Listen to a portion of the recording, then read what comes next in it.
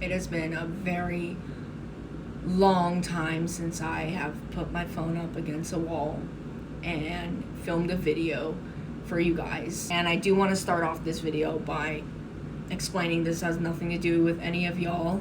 I've read your DMs. I've seen the concern in your text. I do want to say that I apologize for not bringing this up sooner or just going ahead and posting a story about it, but I want to take some time and genuinely collect my thoughts before I put it all in one video. So to start off, the reason why I've been gone, or one of the greatest reasons why I've been missing from social media, was I've been out knocking doors. And if you don't know what door-to-door sales is, it is probably the hardest, if not the hardest form of sales that there is. You are literally going up to someone's door.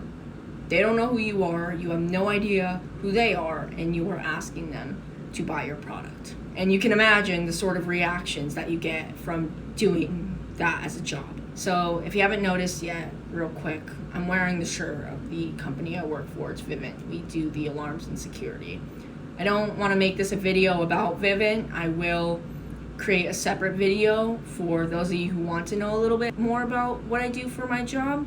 But that is one of the greatest reasons why I've been gone. When you're out from 2 to 9 every weekday and 9 to 9 every weekend knocking doors, all you want to do is go back and lay in your bed. And as much as I hate to admit it, as someone who was so motivational about the grind, that's very tiring. And that's just me being plain honest with you guys. It's not one of the only reasons. Following from door knocking and some of the negativity that you receive from other people doing that job, that in a funny way has made me want to stop bringing so much negativity onto my page. I know that a great half of you guys are going to be like, no, like you were never negative, and I love my supporters for that.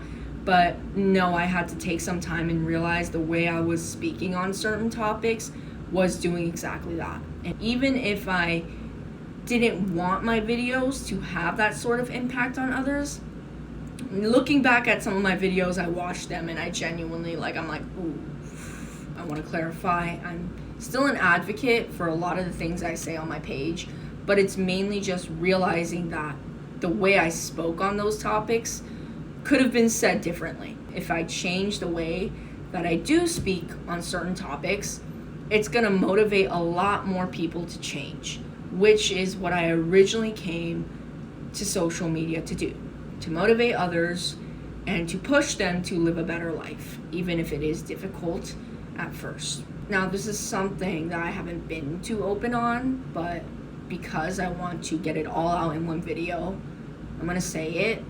When I was putting out 3-4 videos a day, I was extremely isolated.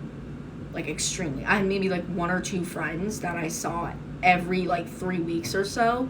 And other than that, it was just me and myself and my own thoughts. And if you know, that makes it very easy for you to go and be judgmental to others.